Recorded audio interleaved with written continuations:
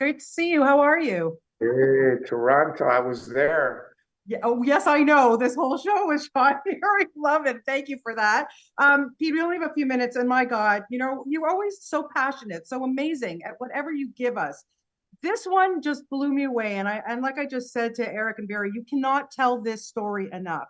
When you dove in and really started to get into directing and producing in this amazing story, wow. What ultimately shocked you the most?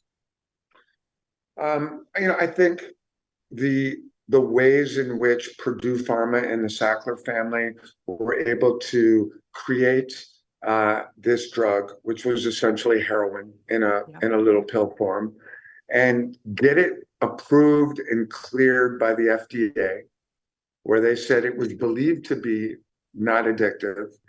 People want to make money and capitalism's a real thing. And okay, I respect it. If your thing is making a lot of money, great. This is hard to process.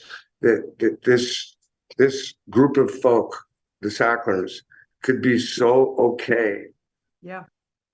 with making money this way, and that they could just do it and get away with it, was a bit shocking to me. Yeah. And the people you're supposed to trust, your doctors prescribing it, Right. Well, yeah, right? at first doctors being ignorant, but then doctors very quickly realizing, so many doctors realizing that they can make money too.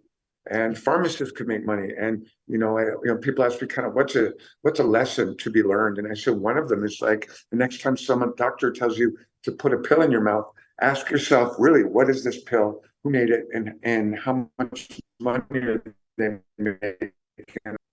Yeah. I want to ask about your reuniting with the amazing Taylor Kitsch, our Canadian boy, but also for the fact that he's just so good in this. Pete, what was it like to be back working with this guy?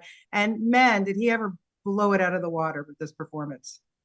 Yeah, I mean, I love Taylor and I know him very well. And something that he's quite public about is that he's had family members who have really gone to hell and back with Oxycontin. And I knew this would be a story that he would resonate with him, that, I think he's always committed, but that he would find a new gear with. And he did. And um, I thought he would connect to it and deliver a great performance, and he surely did. Oh, yeah, absolutely. It was riveting. I got to ask you, I think what really touched me the most is that with every episode, you started with a real life person who had been affected by this, a victim that their child had died or loved one. Tell me about the decision to do that. I that really hits home, Pete. It's unbelievable. And that you got them to do that too.